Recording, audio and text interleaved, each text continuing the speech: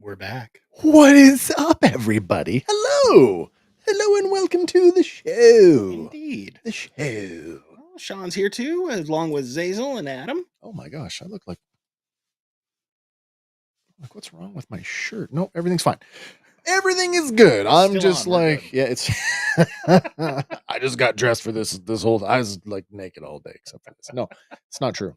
It's not true. Actually, I had to go out today, so Random Fandom on this Tuesday night, this being the 112th edition of a Random Fandom, still going strong. No end in sight.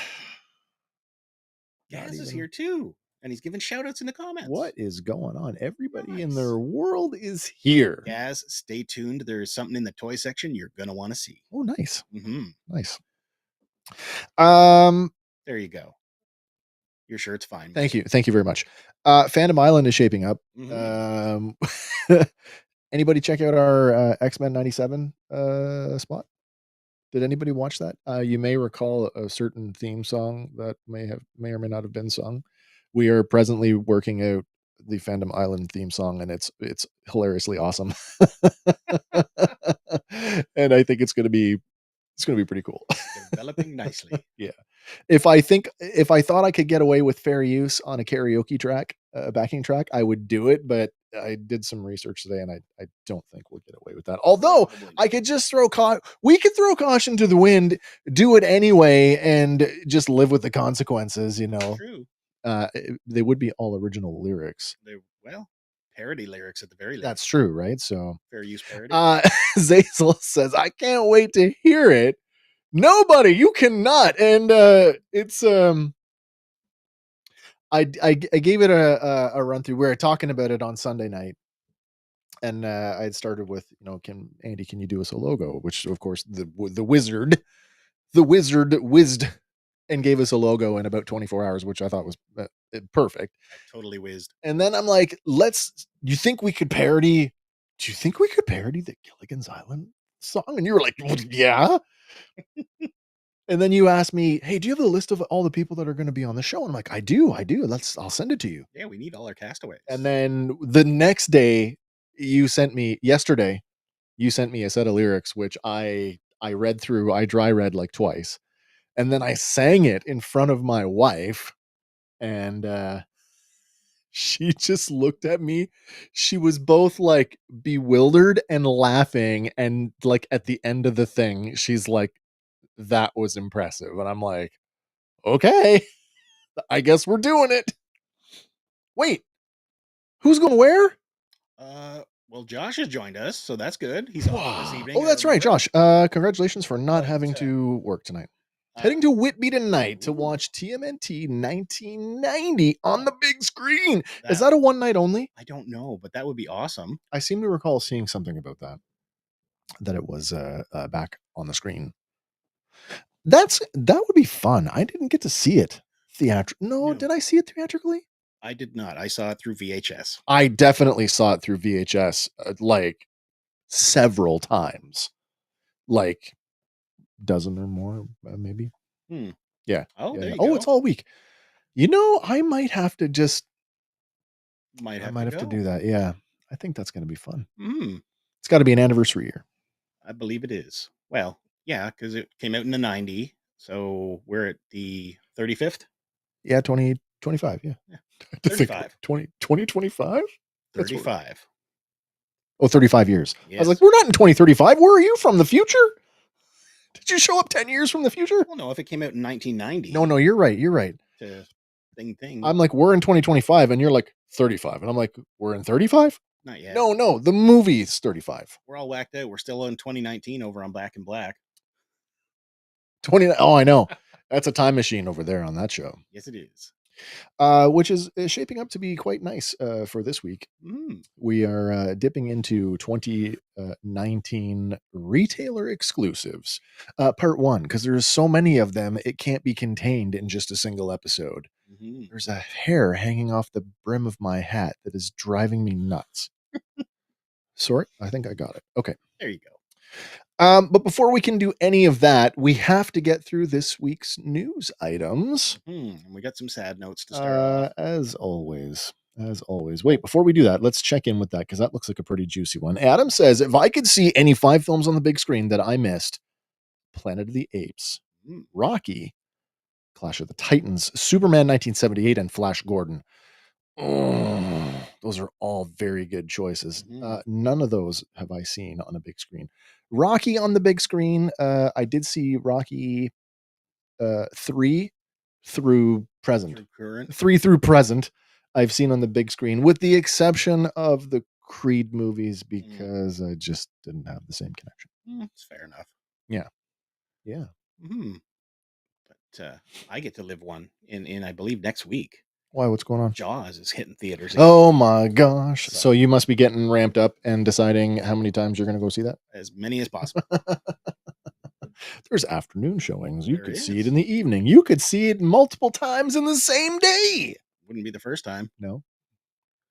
But anyway. All right, let's do it. Let's do it. All right. First up, we have lost Daniel Spencer. She is the former child star of What's Happening back in the 70s. Sure. After her acting career, she actually went on to become a doctor. Oh, no way. Well, doctor of animal medicine. Oh, a veterinarian. But Nice. she earned her doctorate in veterinary medicine back in 1993. And, she's made quite the impact there. She's also animal activist, right? So animal rights proponent and healer. Yeah. One quote from one of her co-stars, Haywood Nelson, wrote, Dr. D, our brilliant, loving, positive, pragmatic warrior without fail, has finally found her release from the clutches of this world and a body. We celebrate Danielle Spencer and her contributions as we regret to inform her departure and transition from a long battle with cancer. No, that's So, awful. Yeah. I mean, it's a horrible, horrible, horrible disease. Yeah. And I don't wish that on anybody. Yep. Yeah, only 60, Josh. Yeah. Her last acting role was in 2001 in an episode of Days of Our Lives. Oh no. Yeah. She played a Salem Place vendor. Nice. So, yeah. Condolences to her friends and families. We also lost Chuck Girard, one of the fellows who fronted Love Song, that band back in the 70s. He has passed away at the age of 81. One of the pioneers of Christian rock, as they say. But he was also a member of the Hondells in the 60s. So I'm I am not super familiar with I'm not his work. a Christian rock enthusiast. So like I am not familiar with this guy's work. So not familiar to, but still sorry to see him go. I mean, he was battling stage 4 cancer. Again, so hopefully he's cancer in a better being place, right? as terrible as it is. Yeah. But the list keeps going because we also lost Nobuo Yamada. And if you don't know him, he is also known as NOB. Nope. But he is the singer for many of the Super Sentai songs. Like the theme songs? Yeah. Oh, cool. Yeah. He passed away at the age of 61 on August the 9th after a long battle with kidney cancer, unfortunately. No way. But he is responsible for a whole bunch of them. And I can't even pronounce half of them, but like Gogo Sentai Bokugenger, Engine Sentai Goongar, Tensu Sentai Gosiger. That's not. Yeah, I have no I'm idea. guessing these are all the original Japanese versions of everything, but I'm trying to think who was the. Sorry, I'm looking something up here. yes, Josh, Super Sentai and Power Rangers, exactly. Oh, we missed a couple here. Apparently, Adam is going to see Jaws on the 30th. Nice. And Gaz says his 5 films to go see would be Superman 78, Flash Gordon, Last Starfighter, American Ninja, and Mega Force. Oh, Starfighter. I want to say I saw Starfighter. Did you? Theatrically? Okay. I think I did. Yeah. But, Nobuo's legacy will live on because, I don't see those fandoms slowing down anytime soon. Well, I mean, they are the source of Power Rangers. Exactly, right? And they're still going, right? That's what I mean. Yeah. Hey, no Sentai, no Voltron. Exactly. So just let that sink in. Mm-hmm. But we also lost Lorna Raver. She portrayed the elderly woman who curses Alison Lohman's bank executive in Drag Me to Hell. You are talking to the wrong guy I about this know, one. I I'm know. sorry. Yeah. But has she done anything non-horror? a lot, yeah. When she signed up for it, all she wanted to do was work with Sam Raimi. She didn't realize that it was a full-on horror flick. Yeah, yeah. So, well, then she definitely got her wish. Yeah, but she's been on ER, Saved by the Bell, The New Class, Beverly Hills 90210, Felicity, Judging Amy, Star Trek Voyager, Gilmore Girls, Charmed. Well, then I've probably seen her. More than likely. I've seen every episode of Voyager, so. Yeah. NYPD Blue, Cold Case, Desperate Housewives, Weeds, Nip Tuck, Bones, and Grey's Anatomy. All right. Yeah. Okay. She's also done a lot of work for like audiobooks and stuff, and she actually won numerous earphones awards for it. Oh, really? So, you know what? I've been doing the audiobook thing lately, and I just discovered 2 things. One, and this is funny because they're kind of related. There's a version of Dune on Spotify read by Ian McKellen. Really? Yeah, it's like from like early 2000s. And I just started Lord of the Rings read by Andy Serkis. Nice. Yeah, it's very cool. That would be pretty cool. Oh, thank you, Zazel. Like button activated. Or should I say like button activated. There you go. Ooh, Gaz going to see Jaws too. Well, Jaws as well. Jaws 3. Oh, in 3D. No, don't go see that one. That one's terrible. It's better than 4. But that'll circle back later. Left-handed Jedi in the house. Welcome. Sir. Welcome to the show, sir. We also lost Dan Ziski this week, known for his roles in House of Cards and Treem. Okay. Passed away at the age of 80. That's not a recent photo then, is it? No, okay. It's not. All right. He passed away from, I'm going to botch this one. Stand by. Arteriosclerotic cardiovascular disease. Dude, you nailed it. I tried. You get your medical speak down. Oh. Well done. But, yeah, he's also been on the ABC series 0 Hour with Anthony Edwards. Did guest appearances on Gossip Girl, ER, Law and Order, Elementary, Bull, and Blue Buds. Blue Buds. That's a different show. That's Weeds, the Weeds sequel. Yeah, he was also an avid photographer. And he published a book, Cloud Chamber, back in 2017, which highlighted his New York street photography. Cool. Yeah. Very cool. Also lost this week Tristan Rogers, who was Robert Scorpio on General Hospital. He lost his battle to lung cancer. He was 79. Yeah, the showrunner for General Hospital, Frank Valentini, shared a statement, said, the entire General Hospital family is heartbroken to hear of the passing of Tristan Rogers. Tristan has captivated our fans for 45 years, and Port Charles will not be the same without him or Robert Scorpio. I would like to extend my deepest sympathies to his family and friends during this difficult time. Tristan was a one-of-a-kind talent and will be greatly missed. May he rest in peace. Oh, I'm sorry to hear that, Josh. Yeah, sorry, Josh. Condolences to you as well. She will be missed, no doubt. And then we also lost General Zod.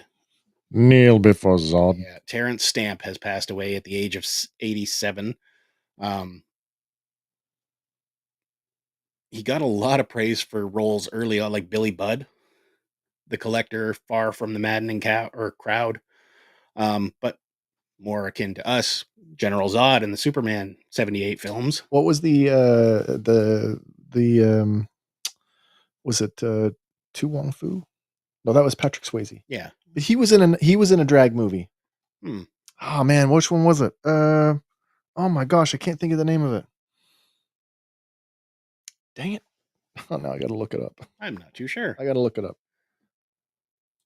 Also, you know what? Funny story about Terrence Stamp. Terrence Stamp, drag queen.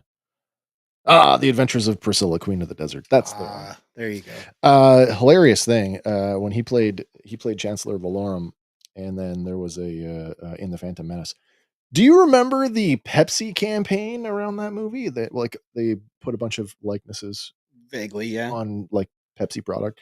He flipped out. Really? Yeah, he doesn't consume, or he did not consume processed sugar. Really? And he's like, I would never endorse this. Huh. I don't think it really went anywhere, but he was very mad at the time. Oh, no doubt. No doubt. But yeah, like you said, Chancellor Valorum, he actually recurred a Supermanish role. He was Jor-El on Smallville. Oh, really? Yeah. That's cool. Yeah. It's a nice nod to come back to Superman that way. But that does bring us the end of our obituaries this week. So I suppose we should cleanse our palates. All right, let's do that. And yeah, let's get. Wait a second now. I'll find it. No, that's not the one. That's not it either. It could be. There it is. It is time once again to kick things off with Random Fandom Trivia. Ha ha ha. Let's play. All right, question for you this week. Okay, I will try.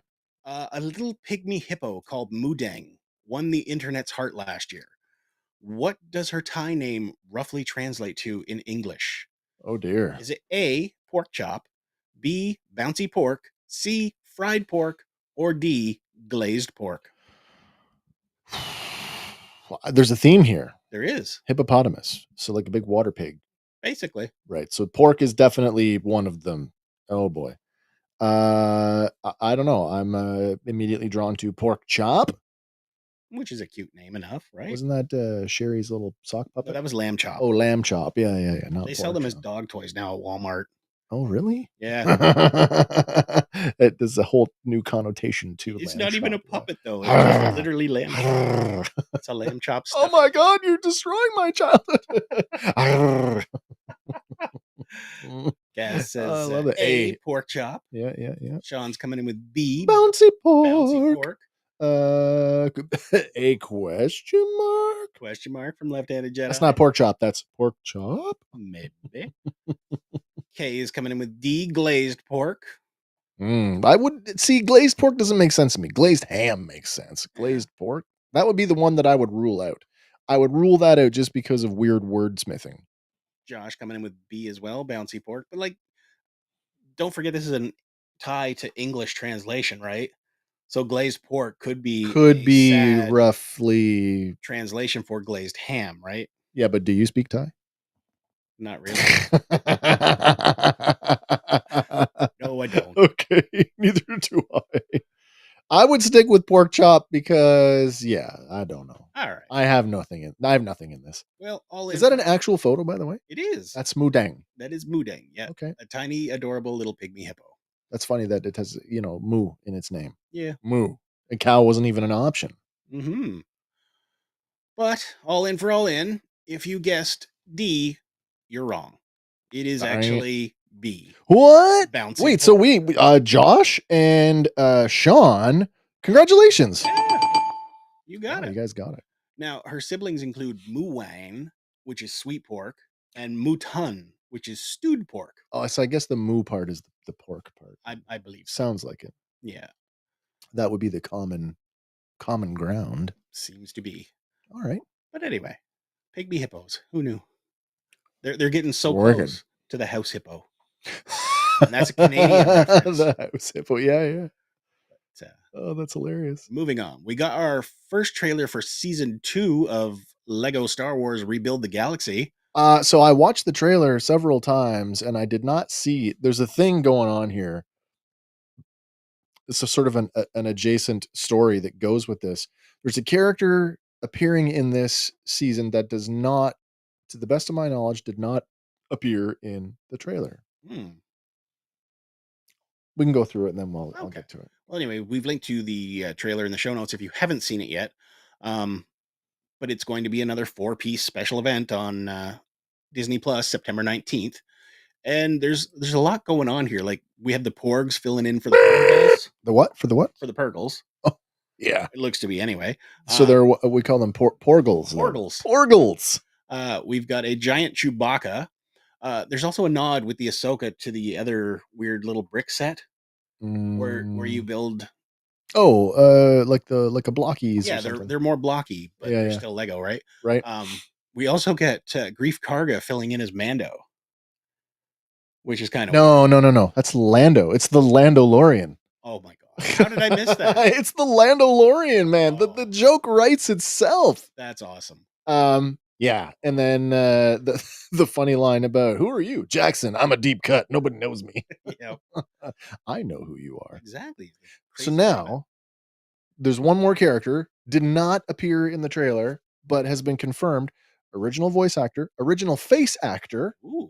Cameron Monaghan is coming back as Cal Kestis. Really? Yeah. Oh. So I'm interested to see how that's going to play out. Because Mm-hmm. like now you're in Lego, you're in Star Wars, like not just a game. Now you're on TV. You're just one step away from like another animated project or a live action project, which I've been screaming for since Jedi Fallen Order first came out. Didn't they give him a cameo in Bad Batch? No. Who's the little Jedi right in the first episode? Kanan. Oh, Kanan Jarrus. Okay, yeah, Kanan Jarrus. Yeah. Wrong. Caleb Doom. There you go. Caleb Doom. All right. But anyway, September 19th. So you only have to wait like a month. Mm-hmm. It's more Lego Star Wars goodness.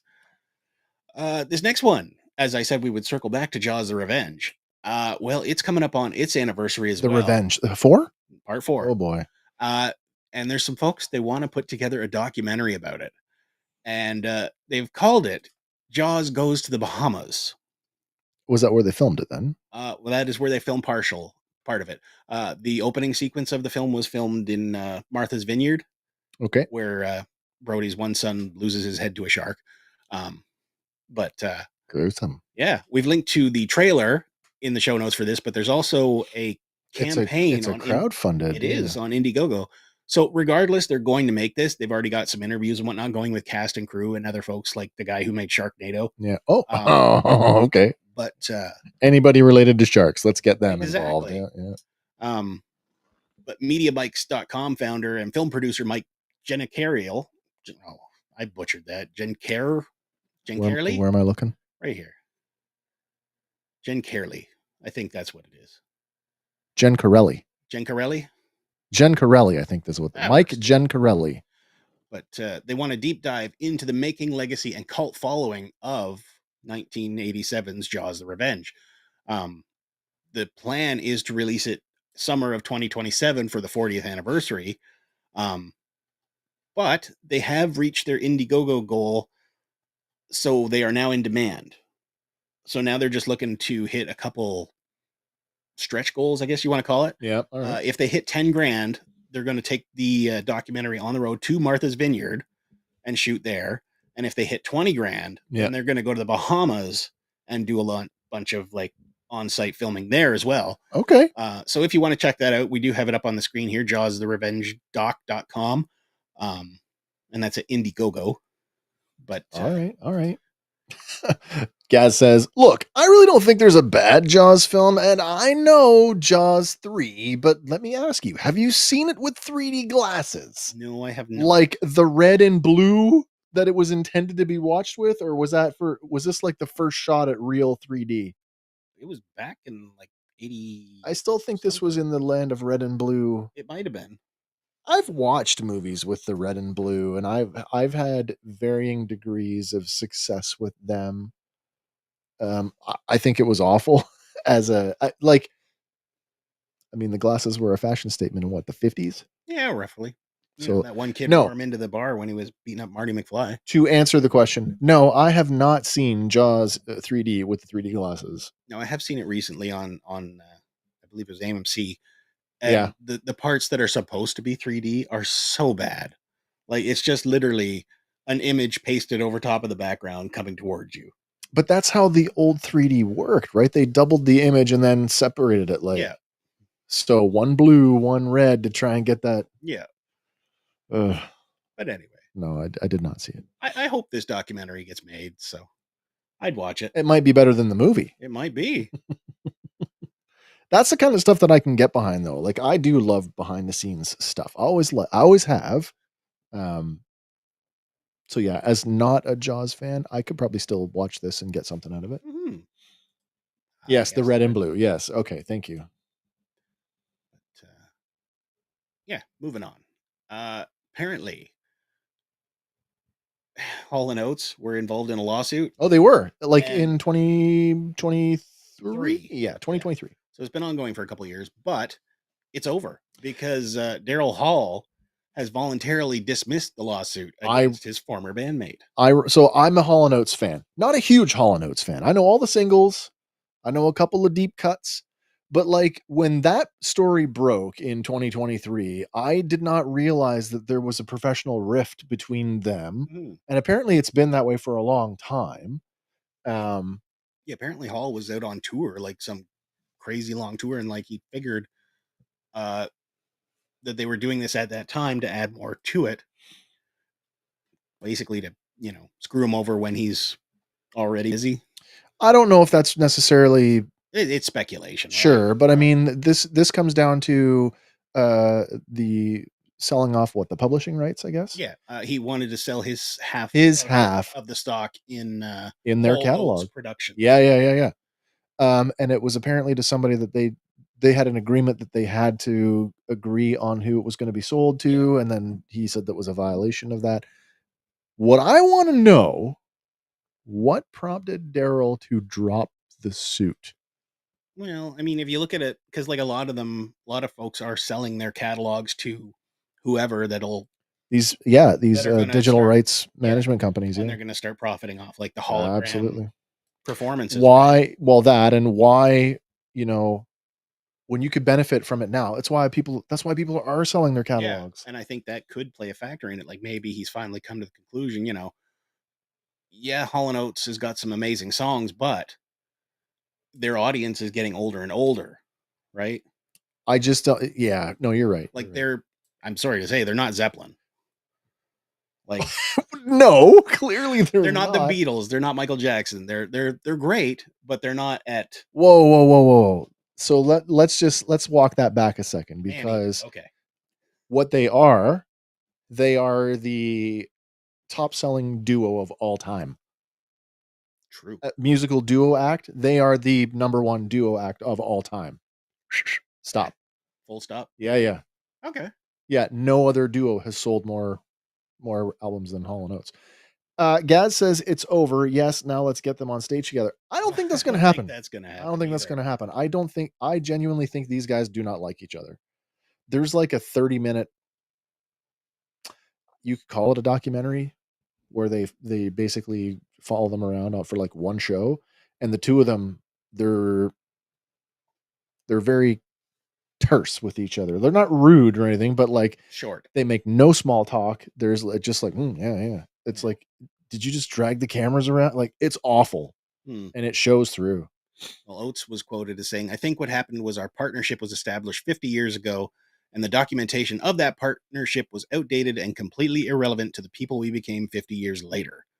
And when it was time to reevaluate how to monetize and how to make that partnership function in a better way, we had changed so radically as people that there was really no way to compromise on that." That isn't an unreasonable No. statement either. I mean, 50 years is a long goddamn time. Oh yeah, absolutely. See, Guys, legends. all I'm saying is on a deserted island, I'm not taking a You're Hall not & taking Oates a Hall & album. Oates album with you? No. Not even a compilation? Like a Probably. greatest hits? I don't know. If I only get to bring one, then definitely no. You're a rich girl, and you've gone too far, because you know it don't matter anyway. She's a man eater. Yeah. Yeah. I know a Oh, couple. here she comes. Watch out, boy. She'll chew you up. Yeah. True. Yeah. Not on my top 10, but I know some of their stuff. All right. Okay. Fair enough. That's all I'm saying. But yeah, I mean, hopefully they get on the same page and get to an agreement about what to do. Well, with if he's dropped the lawsuit, so I presume there'd be some kind of injunction involved that would prevent him from selling off his half. Yeah. Either they've come to an agreement, obviously they don't want to go to court. Nobody wants to do that. No, because then you got lawyer fees and all that crap. I'm betting they've come to some kind of agreement. I would just, fly on the wall. I would like to know, what happened? And what is the resolution? Because they are getting older. Is it maybe like, okay, maybe we need to do something now while we can still, make these choices for us? I just think that there's something to it. Like their estates make the choices for them later. I think there's something to legacy acts doing that. Like if you sell off your catalog at a point in your life where you can enjoy the wealth or the boon of what that would provide. Yeah. Man-eater, rich girl, she's gone. Say it isn't so. Private eyes, they're watching you, and much, much more. See, say it ain't so. I go to Weezer. That's true. They had a really neat version of "You've Lost That Lovin' Feeling." Oh, yeah. Isn't that Roy Orbison? No. Everly? No, not Everly Brothers. Righteous Brothers. Okay. Righteous Brothers. Yeah, I don't know my music history. But anyway, Christopher Nolan's The Odyssey has lost one of its stars coming up for this film. Matt Damon? It is not Matt Damon. Okay, it's good because he's like the lead. Well, have you seen the little blurb on this? No. Oh yeah, we've already seen shots of Matt Damon in costume as one here in this live as Odysseus. Oh, okay, that's the one I'm talking about. Full Spartan headgear. That's Odysseus. Okay, but anyway, it has been revealed that Cosmo Jarvis, who was in Shogun, has dropped out due to a scheduling conflict. You want to bet it's for Shogun season season 2? Yeah. But he's already been replaced by Logan Marshall Green, who was in Prometheus and The Defeated. We still don't know who the character is going to be. All right. All we know is that he is now being replaced. So he's fantastic in. I mean, it's still going to roll forward. It might have a different flavor to it now, just because it is a new guy. But I'm sure Christopher Nolan will still pull his strings, direct how he wants, and get the product he wants. We are talking about one of the greatest literary works in history getting adapted to film. Now, I'm pretty sure it's been adapted a couple times before, but like you attach Christopher Nolan to a big period piece like this, and I wonder what it's going to look like. I mean, this is begging to be the equivalent of Ridley Scott's Gladiator, or any other big one. Better than Troy. Yes. With no planes flying in the background. Matt should do Odysseus with a Bostonian accent. Oh no. I can't even say, get in the car. It doesn't even work.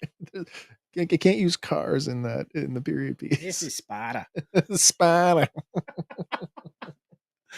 Oh no. Oh boy. But moving on, we got some box office results from this past weekend. Sorry for poking at all our Bostonian friends. Yes. Weapons remained in the number one slot, pulling in another 24.4 million. Yeah. Freaky Friday or Freakier Friday. Talk about freakier. I got a story for you. All right. Well, they've remained in spot number 2, pulling in another 14.2 million. Yeah.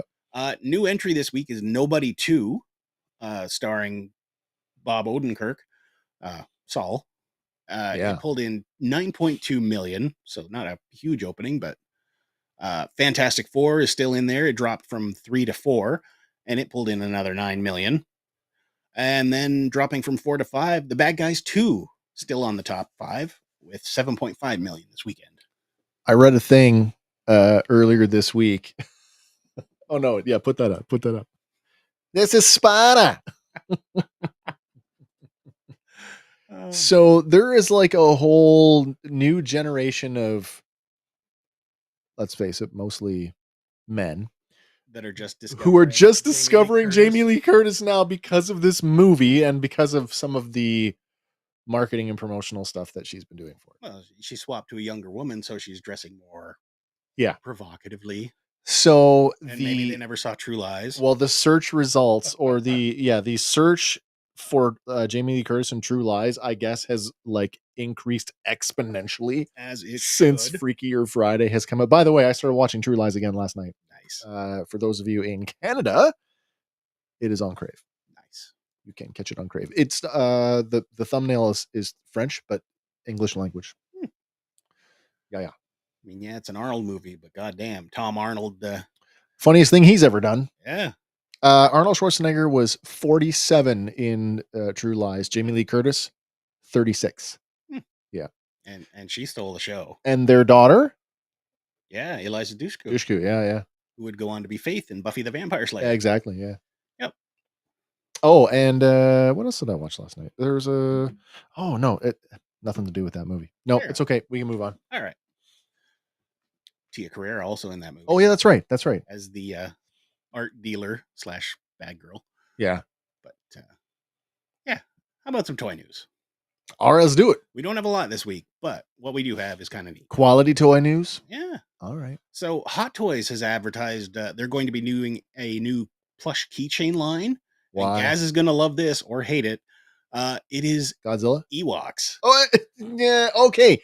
You sent this over, and I'm looking at it, and I'm like, I can identify exactly 2 Ewoks in that picture. Can you name more? Oh, sorry, 3. Well, 3. I can definitively say Wicket and Nisa. Mm-hmm. Logray. Yep. The gray one with the Stormtrooper helmet might be Chirpa, but I don't know who anybody else is. I'm like, who's got the leaves on their head? I'm like, is that Milani? Then I looked up Milani. No, Milani's got a flower in her hair. I don't know who that is. Well, some named, some not. I'm betting cute.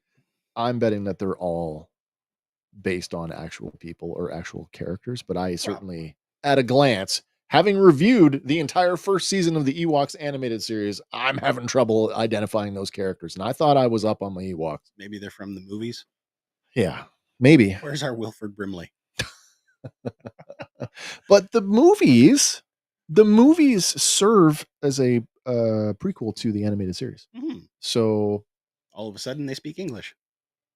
I think that's just, we're just, it's for our benefit. I think so. They're speaking yub-nubberish the whole time. I or whatever. Still want to know why the hell they yelled Dengar when they go in. Dengar! Like, did they run into Dengar? But it's like Dengar in multiple languages means different things. Okay. But, Spanner. These are going to be blind boxes, so unfortunately, there's the rage moment. Yeah. That's what I was looking for. No. I have a hard time remembering names as it is. Right there. Yeah, man. Yeah, man. But moving over to Hasbro, anybody that ordered that Snowcat, all tiers are fully unlocked. She's fully funded. I was sitting at my weekly game night, and one of the guys, myself and another guy in my gaming group both collect classified series, and so we even though we don't buy everything, we follow the news. And I get this message from my friend Sean. Shout out to Sean Lefebvre, by the way, in my G.I. Joe group, who's like, hey, the Snowcat's probably going to get funded tonight. And I'm like, what, all the stretch goals? Yeah, probably. And then as I'm sitting there, we're playing, and I'm scrolling. I'm like, oh, I sent him the thing. Oh, it's funded. It's fully funded. So yeah, it got fully funded. That last tier got unlocked on Thursday night. Yeah. In the final hours of the campaign. Yeah. Wait, those little... Wait, F those wait. Let me see if I can get it. Let me give it the treatment it deserves here. All right. Let's see. Is it this one? It is that one. Those little Furballs, Monchi cheese forever. Monchichis forever. Forever. Oh, Josh, he backed it. Nice. The toy tuber gods were wrong. Say it ain't so. I did. You did back it. That's cool. I think there's a lot of excitement around the bivouac. Mhm. I don't know if there's Josh, you tell me, are you excited for the stretch goal figures? I feel they are horrible choices. We said this last week. They Yeah. could have how many There are Arctic so many snow other guys? snow dudes they could have done. Why they didn't do actual snow people? Yeah. No, we got to do some like Snowed out versions of people we already have. the only thing I like about the Lady J figure is that her hairstyle is a little more spiky like the cartoon. Oh, there you go. Just wanted the I bivouac. just wanted the bivouac. There you go. Well, there you go. Sticking with Hasbro. All right. We also got some more for the Yes, I wanted Sub-Zero and Whiteout. I would have taken a Blizzard. I would have taken a mail away Stalker. Ooh. It's a good choice too. But switching over to Marvel Legends, we got a 2-pack for the X-Men 97. That's Marvel. Yeah, Marvel. Marvel Legends. Gambit and Rogue, and this is very scene specific. Oh yeah, on the basketball court. It is. Yeah, but yeah, even yeah. that is a very scene specific to the Ghibli X-Men #1. Yep. Because that's what they were doing there, and the rule was no powers, and of course Gambit blows it. Does he blow up the ball? Maybe. I don't remember. All right. I have to go back and read it again. But anyway. Why in the museum pose it looks weird. His shoulders look weird. They do look a little weird. Maybe they're too high. I'm not sure what it is. I don't know if the shoulder to the bicep ratio is off there. The shoulder to trap ratio. There's something going on there with the shoulders that just doesn't look right. Mhm. But that Rogue figure, pretty damn sweet. Actually does look good. It's like the proper full on hair and yeah. Little repaint on the headband, and you could swap that for any other of your Rogue, your X-Men figures.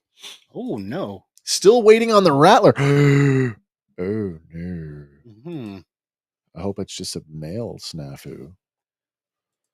Gaz says they could have done a 2-pack figure set and had a snow blower and a plow rig for the front of the Snowcat as the third tier. Was that a thing? Did they do that in the show? Like a plow? I don't recall. I don't recall either. I thought it was built to just drive through the snow. That's what I thought. But anyway. A couple more from Marvel. We are getting the Extremis Iron Man and Mandarin 2-pack. And I do not recall this version of the Mandarin. The Mandarin. Because he's looking just basically like a dude here. I mean, I don't see the 10 rings. Business dude. Yeah. Well, he's got the fists. He's got the fists going. Do you think they're painted? I don't know for sure. I hope so. I would think they are. But even in the movie, right? Aldrich Killian, they've kind of moved away from the whole rings aspect of the Mandarin. But, what are you going to do? We also got a couple reveals out of the G.I. Joe classified stuff. First up is the Ghost Viper. Pass. Really? Oh, yeah. This would look pretty sweet next to that crystal ball figure. Well, see, for anybody who got the crystal ball, I think you almost need to get this so you can swap those heads onto crystal ball. Still waiting, Walmart. We also got two that will really interest you. Oh, man, I am like... Short Fuse and Steeler. I am chomping at the bit here. Because that means 1, 2, 3, 4, 5, 6. That means 8. Of the original 13. I will own 8 of the original 13. I'm still missing a clutch. That's my number 9. Clutch for the clutch. No, but this is awesome. As a 2-pack, I approve of this. I knew we weren't going to get a Mobat. So, Pack and Steeler in with another character. That's pretty cool. Mm-hmm. I think that people who are like me, who are chasing the original 13 are probably not going to have a problem with these two or any 2 original 13s being packed together. Mm-hmm. Ooh, Josh says, I'll take that Viper. Love glow in the dark, and I want Short Fuse. Yeah, Steeler's my boy. Tank Commander, man. Nice. Remember, tanks are the kit that carry you. That's an old Army saying. Fair enough. My kid carries me. I don't carry my kid. We also got one for the Steel Brigade, which is the trooper with bunker. And Yeah, a lot of people online are calling this the porta potty. When we looked at this before we did the show, and I was like, I mean, look at the color and look at the accents. That steel gray with the red accent. I'm like, you get a couple of these things. Like, are they working towards like A modular G.I. Joe, like bit. a headquarters, like Yeah. a vintage headquarters in like build a headquarters? That would be pretty. Do you know what I mean? Like that could be part of it. Mm-hmm. But yes, it does look like a Well, even at the headquarters, they need one of those. porn panty. Yeah, Joe Fest 26. I don't have the hundreds of dollars with which to spend. I actually talked to. But you know a gas. I have gas is such probably a. going. I have such an understanding wife, and I was explaining to her the exclusivity of this figure currently now that it's come and gone, and I'm like, the figure loose is like a couple $100. Ooh. Yeah, it's like 200 plus Dirty. Canadian. I said at that point, I might as well just spend the 100 or more on it and just get the whole thing. Mm-hmm. And she kind of went, well, yeah, I guess so. And I'm like, that's like permission. It's almost a green light. Almost, yeah. But, moving away from Hasbro, oddly enough, DC. I'd take one of those 50 cals for my roadblock. Oh, there you go. That'd be nice. You know who comes with one? You know those 60th anniversary figures? Yeah. The infantry Really? figure comes with a 50 cal. Huh. And I'm like, why? If I'd have known at the time. There's still some kicking around. They're getting scarcer, but like the plain infantry guy? Yeah. Just the guy. Just the guy. We have to talk afterwards. Mm-hmm. All right. But, jumping over to NECA of all places. All right. DC is putting out some stuff there. Oh, what's Josh saying here? I have a 25th anniversary 12-inch short fuse. The mortar is spring loaded. One night it just launched itself and it hit my cat. I always assumed he just got tired of her knocking him over. Yeah. Screw you, cat. Might happen. But Josh does want this. I want that. Can't blame you. But yeah, DC stuff at NECA. We're getting some Toonie Classics Series 2. This is the only way that they can flex that license. Yep. They can't do any other form factor. Yep. And so the question for me, well, that's not true. They can do their quarter scale because nobody else is doing that. Yeah, like they did the Superman. Right? Who's asking for this?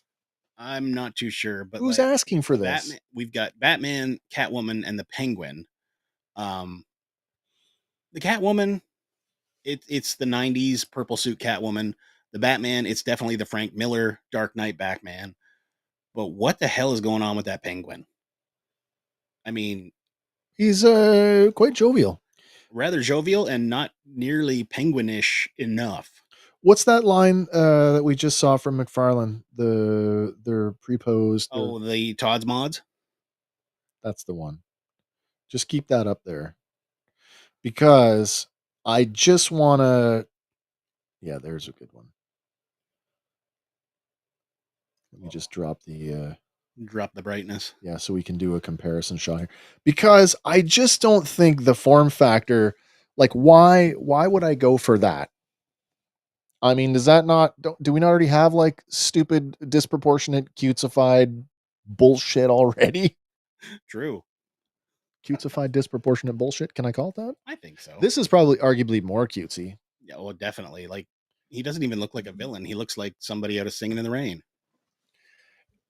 For me, yeah, cutesy is just it's flown the coop. Yay, more Batman. Hey, at least it's not McFarlane Batman.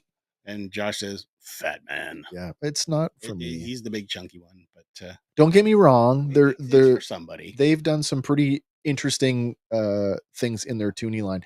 In fact, the one that I flipped over, and I know I paid way too much for it. I bought it for my wife. Was the Scott Calvin Teen Wolf.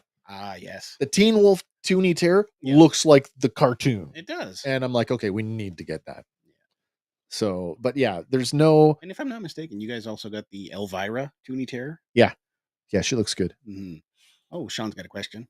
Does the Zartan change colors like it used to? I don't know. I have a classified series Zartan. It's the standard release. It does not It does not change color. It does come with a swappable face, though. Well, so And the backpack, kind of. the backpack thing. Sword in the backpack, Yes. just like the original. Nice. What's that saying? I'm singing in the rain. Ouch. Why is Fat Man beating me up? What's Gaz saying? Maybe if they went to DC and said, hey, DC, let's build an action figure line around Wildcat and call it The Adventures of Wildcat in the DC universe. Mm. That could work. What? But yeah. Anyway, got a couple more from NECA here. From their Teenage Mutant Ninja Turtles line, based on the Mirage comics, we get Raphael as Shredder. Well, that's rather It's jarring, isn't it? Yeah, he's been like scarred on half his face with acid. He looks like a turtle that's been Two-Face. hit by a car. Yeah. But oh, there you go. The classic deluxe classifieds art and changes color. Hmm. I did not know that. Good to know. Well, that makes me glad that I got the regular one. But this one, he's comes with two heads, one damaged and one angry eye patch, plus the Shredder helmet. Soft goods cape, removable helmet, extra hand size pitcher, and a glass. And it also has original artwork by Kevin Eastman on the package. So that's cool. Shipping fourth quarter this year. Josh says pass. It's a pass for me too, Josh. I mean, if you're in on this line, you're in on it. But like, I don't remember. I mean, we've had NECA doing the Toon Turtles. Who else was doing Toon Turtles? I think everybody was at one time. Super 7 was dropping. Right. And then Playmates was doing something like, so to have like 3 Ninja Turtle lines that were all sort of in the similar space. Yeah. How do you keep track of all that? And I don't. No, me neither. Me neither. He's not the only one. There's also another one from the Mirage Comics version, and it is Nobody. I am not familiar with this character at all. I don't know this character at all. But he's Nobody. So nobody. Oh, it's Mel Lastman. Could be under there. But he comes with a soft goods cape, grappling hook with real string, and a blaster. Again, collector friendly packaging with artwork by Kevin Eastman. Again, fourth quarter of this year. I guess he fits in with the Turtles. I mean, style wise, he matches the rest of the Mirage line, but oh, Josh is saying he's got the retro, and it's good enough for meat. Okay. But anyway, one more from the toy thing here. Oh, there you go. Question. What happened to Raph? Did Leo throw a hot pepperoni 4-cheese pizza at his face? He just lost it and joined the foot?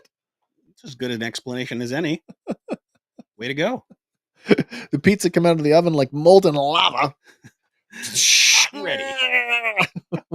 Hot and ready. Pan. Yeah. This next one's for you guys, though. Coming from Loose Collectors, the Crypt line. Who? Loose Collectors. Oh, I know where you're going with this. But they've got another one because they've already done the Wendigo. They've done Sasquatch. Now they are doing the Skookum. Who is a really angry Bigfoot. You didn't show me this one. No, this has just been announced. Are you going to open up the vault and... Probably not. No? Because he is another expensive one. Pre-order ends September 20th for him. Expected release first quarter of 2026. He's 6-inch scale, but he's actually 10 inches tall. Yeah. He just dwarfs your little 6-inch action figures. Different price tag on this one. If I am correct, it is $145.99 plus shipping. US. Canadian. Oh, okay, $145. Okay, so like $100 US. Yeah. Oh, Josh. Worked at Domino's and couldn't tell you how many times I burnt myself. That is the common working in a commercial kitchen. Yep. That's a hazard, my friend. Yeah. Huh? That's my reaction too. What? But yeah. Limited production only, so pre-order to ensure your purchase. Is the little dude that's like cowering? No, I don't believe he's included. He's just there for scale. Is he from the same manufacturer? I think so. He almost reminds me of like a Rebel. He looks like he fit in any number of Kung Fu movies. Oh, maybe. Yeah. Legend of Drunken Monkey yeah. It is like the one that I showed you. It's from the same creators, so this is in that still the Crypt line. And yeah, he looks really good. 34 points of articulation on this beast. So, yeah. He'd look good beside your Diamond Select dudes. True. 2 scale, right? Yeah. But that is the end of our toy news this evening. Boo. So that means it's time for another All segment. right, well, let me just adjust a couple of things here. Oh, there we go. Find the button. There it is. I found it. Here we go. It's time to play once again. Lyrics. It's misheard lyrics. Lyrics. It's misheard lyrics. Tonight. That's the stuff. Yeah. Yeah, it says it's cool, but I like the other one. Oh, like the one I put on order. Yeah, that Sasquatch one. Is that the same one that you ordered? Shh, if Jen's watching. How am I supposed to know what you're keeping secret from your wife? Because she doesn't watch our show. Oh, she doesn't watch. Well, she watched last week to watch us make fools of ourselves eating that hot sauce. Oh, that's true. Now she's a fan, so at any So time she might be watching. You never know. So did I just like get you in trouble? No, we're all good. But tonight's misheard. If you don't, lyric, if you tell them everything, you got nothing to hide. it's true. But, Yeah, the lyric. Yes, the lyric. The Oh, lyric. yes, Back on misheard track, lyrics. back on That's the track. thing. Yeah, yeah. All right. Tonight's misheard lyric is hot potatoes, hot potatoes, oh, oh, oh, hot potatoes. I feel like that's an actual song. It could be. That is an actual song. It could be by the Wiggles. Actually, I think it is by the Wiggles. Well, that is not the song we were looking That for. is That not the song I we can were tell looking you for. that. And of course, we are looking for the correct song title to this misheard lyric. As always, the blurred image in the background is a clue It is. to this week's song title. Do give us the song title as I keep blabbering away. I'm going to give you 30 seconds with the sounder, and we'll check back with your answers right after that.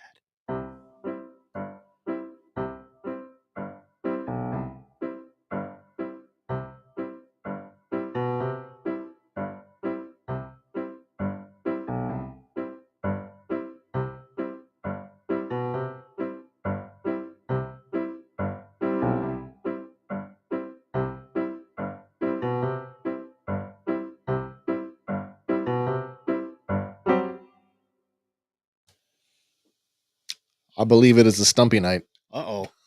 I thought for sure Josh. It looks like a stumper of a night. I don't know. Is there? Well, I guess we played the sounder, so the delay shouldn't be too terrible. I mean, the time it takes us to talk through, by now it's ended for them as well.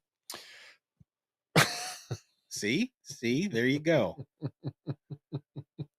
All right. Josh, the Sonic Sniper, coming in. Falco, Rock Me Amadeus. I like Gaz's answer. I don't know what it is, but I like the answer. Like the sand can seep right through your fingers, so can all your days.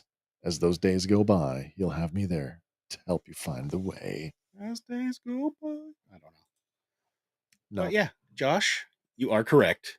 It is indeed Rock Me Amadeus. We got to back that up because now we got to do it. I know. Hot potato. Oh, hot potato.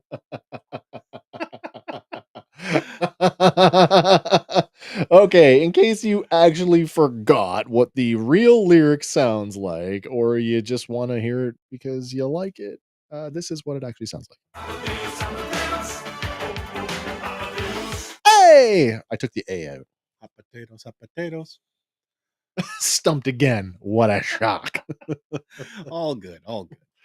Oh, man, half the time I don't know what it is.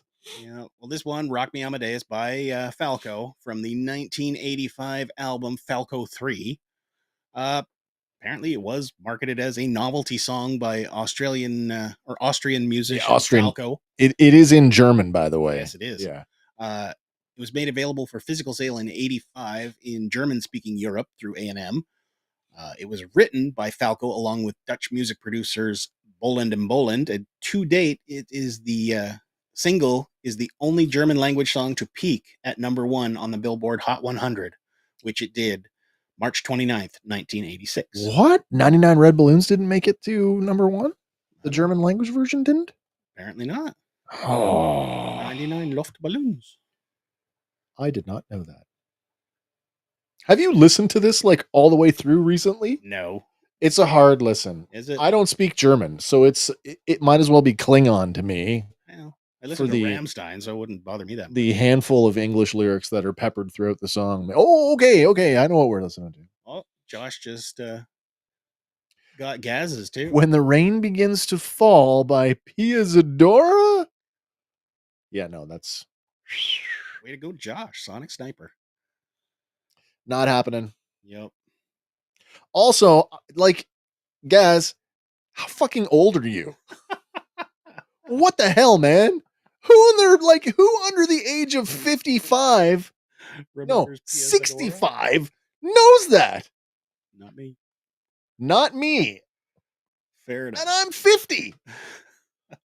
Oh, Josh can speak a little German. Speak a little German, but not. No, me neither. I only know what my coworker told me when I was at the paper. He was Swear words. Oh no, well some, but yeah. Scheiße. Well, there's that one. Achtung. Du hast means you hate. Du hast. There's a song. Yeah, du hast mich, and it's you hate this. Well, no. Yeah. All right.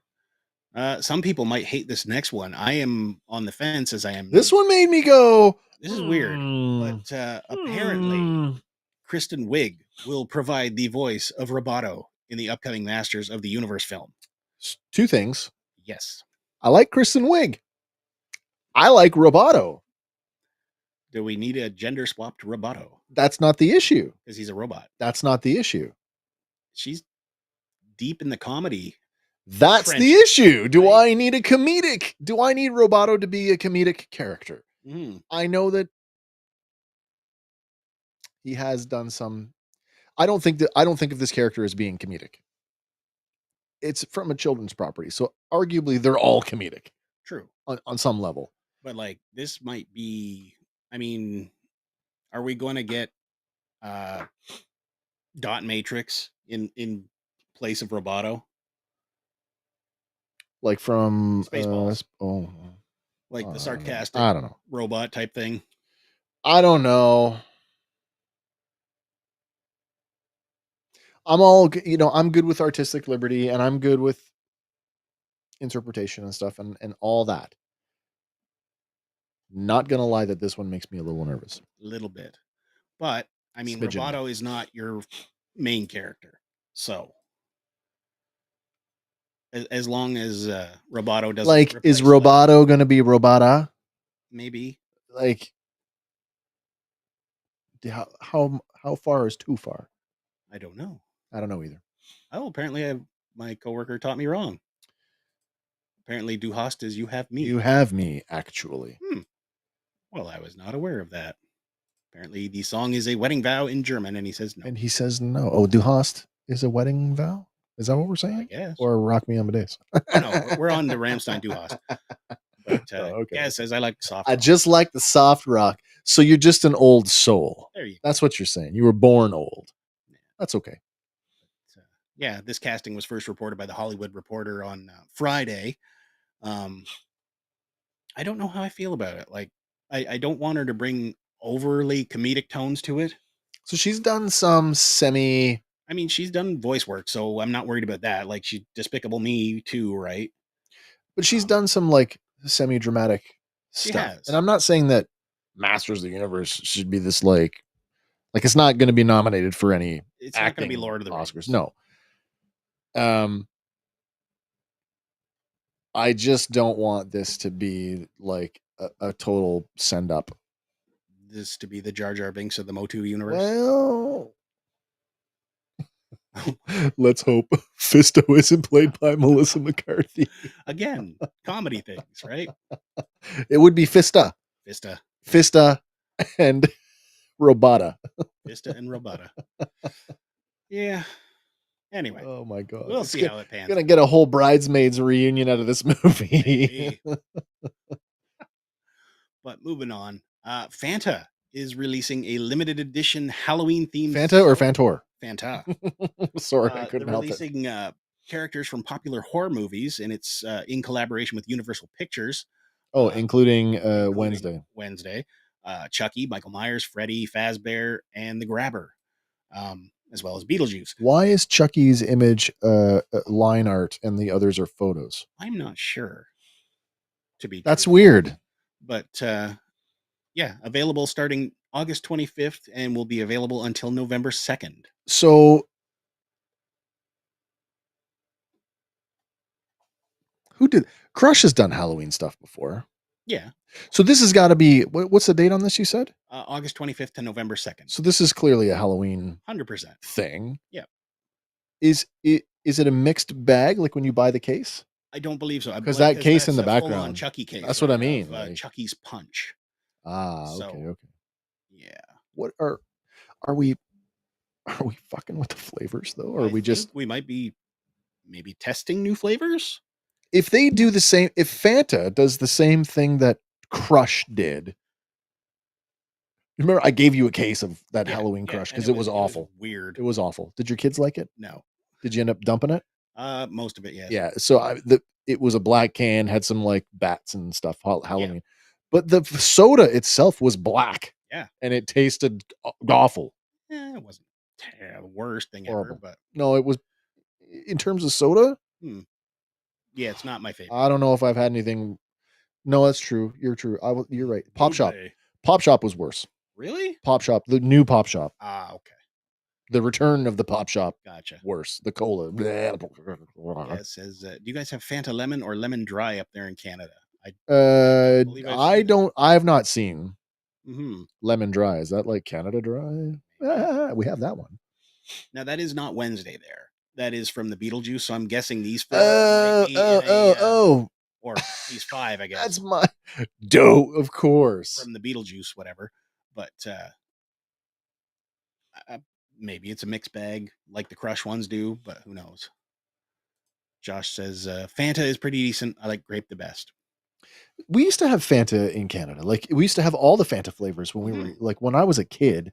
It was all over the place. You grape and orange and root beer. Fanta root beer. Really like that one. Don't forget Faygo. We had Faygo up here too. That is true. Down with the Juggalos. That's true. Never have I seen. I need to go to the store and get me some pop. Oh yeah, pick me up a 3 liter. 3 liter. A 3 liter of Faygo for 99 cents. Like it was horribly cheap. Horribly cheap, and it was awesome because afterwards you could make a giant parachute. Oh, I thought you were. I was going to say you could make a giant bomb. I was waiting for that. Bong. It was awesome. Yeah, awful. The lung buster. It was that, and the if it wasn't Faygo, it was the Jolt. Jolt, which is right on the bottle, all the flavor and twice the caffeine. Yep. Whew. Josh says, I wish I could find Nesbitt's Orange. Loved it and can't find it anywhere. Don't think we had Nesbitt's here in Canada. No. And Josh is not a fan of Faygo. Faygo. So I take it you will not be joining the Gathering of the Juggalos this year? Not something that I'm interested in doing. Ooh. Mrs. Sturge. Surge. Is that a thing like cola? I Surge? think so. Surge soda? I'm going to look it up. It's not something that we have up here. No, I don't recall that one. I mean, like you say, Jolt Cola, but Surge soda. Oh, okay. That's an interesting can. I don't know how to describe this. How do you describe that? Green can with a red splash. Like Monster, but it does. Yes. Like a Monster, but not. Citrus flavored soft drink first produced in the 90s by the Coca-Cola Company. Really? With which to compete with Pepsi's Mountain Dew. So it's Coke's answer to doing the Dew. Well, there you go. Well, that's funny. Why was it banned? Probably caffeine. Rumors floated around about Surge having adverse effects, and schools began replacing it with healthier options. It really didn't help that Coca-Cola changed its head of marketing and began to focus less on youth-centric advertising and drinks. All right. Gaz says, when I go to Germany, that's my drink of choice. Otherwise, I have to import Fanta Lemon Dry if I want some. I can go to the market here and get Fanta Strawberry or Pineapple. Pineapple Pop in Canada is big in Newfoundland. Yeah. I don't believe I've ever had pineapple. I have. It's okay. ICP was not Josh's thing. It's fair enough. And Surge was huge in the 90s. The commercial was awesome. I don't recall it. We never had it. We did have Mountain Dew. Oh, there you go. It's like Sprite and Mountain Dew mixed. Okay. Yeah, I mean, when you try to tell somebody what does Mountain Dew taste like, it's just tastes like Mountain Dew, Yeah. right? Like at least Sprite, you can say it's like lemon lime. Yeah. Mountain Dew, you can't say that, right? Like It's green energy in a jar. unless it was one of those other. Oh, like the Baja Blast. Yeah. Like- Limited time only. Yeah. Anyway, speaking of time, Mystery Wrestling, we talked about them a couple weeks back. Yes. The new wrestling faction by Evil Uno.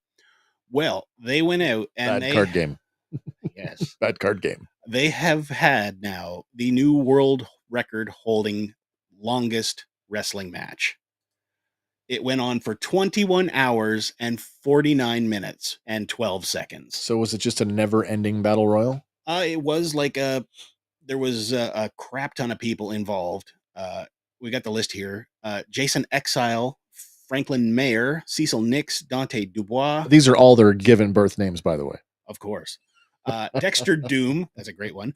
Drea Mitchell, Evil Uno, Gabriel Floyd, Hattie, Jan Itor, the janitor, Jeff, Jan Itor. Yeah. Jeff Furry, who the ladies love, Joe Jobber, Junior Benito, Jumpin' J. Stevens, Katrina Krieg, KJ Swade, Mystery Patrick, not Joe Libre. Not Joe Libre. USA guy, Reggie the Ref, Sasquatch, Stu Grayson, Sam Squatch? Tyler Knox, and Xander Orion. What kills me with the names, why is Joe not named Joe Enhancement Talent? Mm-hmm. Or Joe Talent Enhancement? Joe Jobber. Joe Talent Enhancement, that's your name. There you go. Oh, apparently that surge would give you an energy boost. I can see that. Sugar! And that's what Gaz says. Lots of it! Mountain Dew tastes like sugar, and some more sugar with a bit of sugar added in. We got processed white sugar. We got processed brown sugar. We got raw sugar. We got all the sugars. Nice. By the way, sugar! After 5 minutes jumping around, can't breathe. Uh-oh. Can't breathe. But yeah, it would be Stu Grayson that took the victory finally. They were also doing it for the Canadian Cancer Society, and they raised over $38,000. Oh, good for them. Yeah. Good for them. Yeah. It took place Well done. Between August 11th and August 12th in Ulmer, Quebec. So I don't know that there was an actual paid in-house crowd for it, but it seems to me that's the kind of thing that you'd have a hard time. I think you'd have a hard time attracting people. Yeah. Like you'd almost have to have a revolving door. Oh, Excuse me, like, a okay, revolving I door booked of for spectators. this long. Yeah. Yeah. But we've linked to it in the show notes if you want to go watch it. It is split up into 2 10-hour plus videos. So it is a bit of a commitment to watch, but if you're a wrestling fan, why not? All right. Yeah. This next one here is a bit closer to home. Yeah. Fear Mall apparently will be doing an event in Peterborough. Fear Mall. Mm-hmm. So basically it's like a horror vendor market filled with strange and what they say, the strange, the macabre, and the horrible. All right. All right. Apparently they attract more than 1,600 guests last year. And there's going to be 3 events this year. One of them will be in Peterborough, Ontario at Peterborough Square. Well, that's right next door to us. Yeah. And Fly By Night is going to be participating in it with his Peterborough store. Shout out to Josh at Fly By Night. Oh, different Josh. Yes. But there's also going to be one in Bowmanville and one in Oshawa. Bowmanville happening October 5th and the Oshawa one at Halloween. The Peterborough one will be September 6th, so just a couple weeks away. And it's their 5th annual horror vendor market. So very cool. Yeah, go out and get some we got stuff. We got Frightmare at the Falls coming up here We pretty soon do. too. Yeah, that's coming up in what next month? I think in Believe September. so. Yeah. We've also linked to the website if you want to check it out more. So there's that. Josh says, never heard of Fear Mall. Well, I think it's an Ontario thing. Smaller production. Yeah. Yeah. But this Regional. Yeah. Regional, we'll call it. Yeah. Yeah. But this next one is not regional. It is for the US. And apparently YouTube is going to be launching AI age verification. I'm interested to see how, and I mean, I don't know enough. I don't speak enough computer to understand this, but like this has bad written all over it. It says to predict. Yeah. Predict. So what are they going to use? Your watch history? Your watch history, your search history. like, how is that going to affect people like us who are going and looking at toy reviews and cartoons? So, I mean, that goes back to, and there was a big surge of it not that long ago, where like a lot of content creators were putting big disclaimers at the beginning, not made for children. Yeah. So are we going to have to? I mean, we've already got that option in when you're setting up. That's videos, true. right? Is it made for children? That's No, true. or But then yes. YouTube also has their ability to go, well, in fact, it is. Yeah. So now that that's not happened to us, Mhm. that's not happened to us. But YouTube says the move is aimed at providing better protections for younger users. And last Wednesday, began rolling out the age estimation model. All right. So it uses AI to estimate if someone is under 18, regardless of the birthday that they've entered in their account. So, Sorry, what? Yeah. Like, so you go in, you've created an account, whatever you say, Yeah. I'm this old. It's going to either confirm or contradict that based on what it deems you to be. So That just seems like it's got there's a legal issue there. Yeah. Oh boy. Josh says, all I watch is Red Green, Airplane Spotting, and you Red Green. I love Red Green. Like Steve Smith Red Green? Yeah. Possum Lodge, baby. Oh man. Toy reviewing us. Keep your stick on the ice. That's right. Women don't find you handsome. Should at least find you handy. He's awesome in concert. I saw him at Casino-rama. I think he's a fascinating individual. I've been a fan of Steve Smith since their first variety show that he did with his wife. Nice. Smith and Smith. And then Smith and Smith's Comedy Mill. They did a sitcom. I think we've talked about this before? It's possible. They did a sitcom where they played parodies of themselves. So he played himself. His wife Morag played the wife. Their children played the kids, but then Steve and Morag played the adult relatives. So Steve was like grandpa, uncle, and Red Green. Red Green was Uncle Red, this crazy character that appeared on their sitcom, and they developed that into its own show. Nice. There you go. A little Red Green history for you. Oh, Josh was Red Green for Halloween. That's cool. Pictures or it never happened. Exactly. No, I believe you. Still want to see pictures though. Me and Max was the name of the show. Nice. What show? One of the Red Green shows. Oh, Me and Max. Oh, you're right. The sitcom. That's right. You're right. What's Gaz saying here? Oh no, the mighty toy tuber gods will now have to brand new thing to complain about on how YouTube is evil and trying to sabotage their channels. It's possible. But oh, the toy tubers. Don't even get me started on that crap. Yeah. I don't see how this is going to work until, I mean, there's ways it could work that are totally under the table. Like suppose it starts turning on your web camera and takes a visible face capture of you to verify your age by physical appearance, right? Yeah, that's a little invasive. It absolutely it is. But would AI know that that's not cool? Or would it just say, okay, this is the quickest route?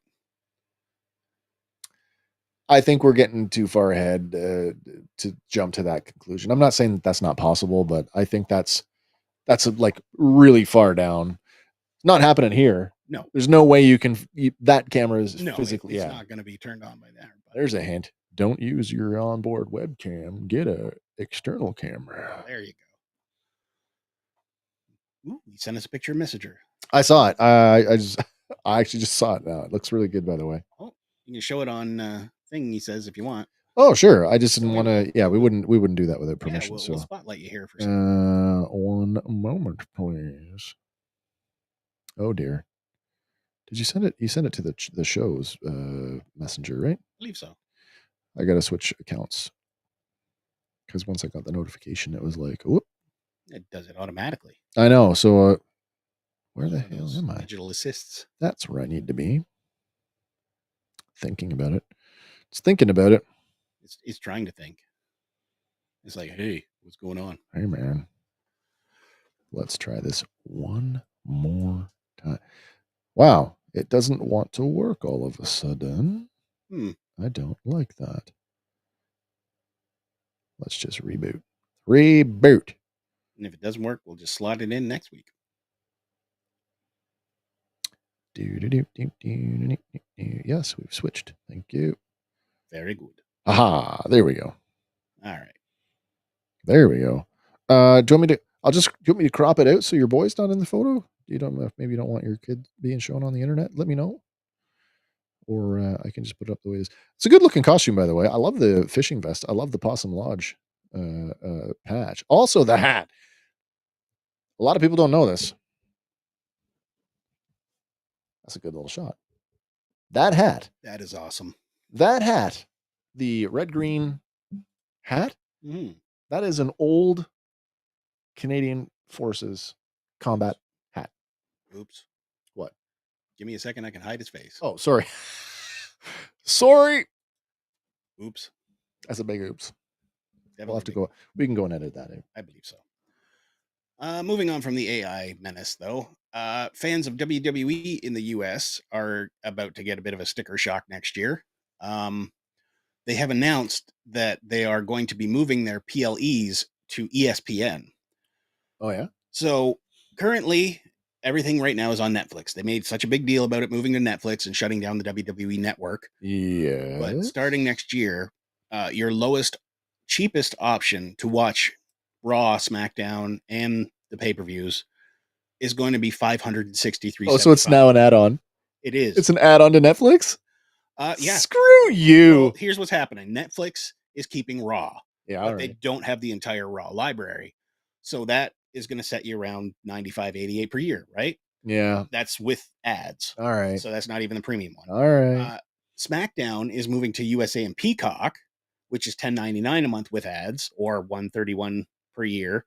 Or if you go for the annual plan, it's $107, so you save a little bit there. ESPN or YouTube TV for the live events Oh my God. is going to set you back $200 or $29.99 per month, or $359.88 a year. Or if you go to the YouTube TV for a year, it's $995.88. So if you go the expensive route, you are looking at $1,199.75 to watch your WWE programming. That's if you buy everything from everybody. Yes.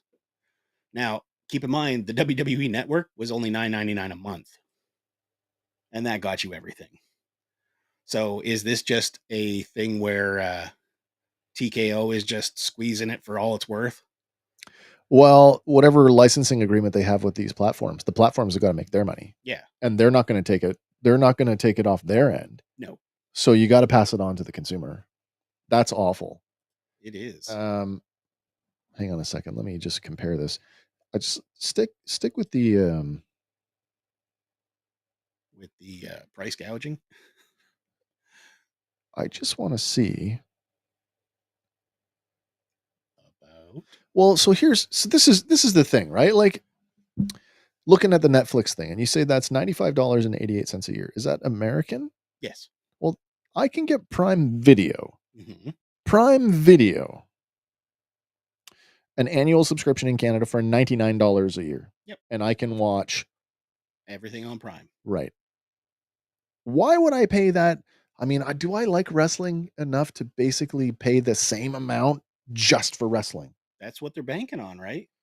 But like, I mean, you take a look at their PLEs lately, and it's a 4-hour broadcast with maybe 5 matches on it. Like, gone are the days of a WrestleMania with 14 matches in one night. Like, you're looking at WrestleMania this past year was over 2 nights, and I think it was only 10 matches.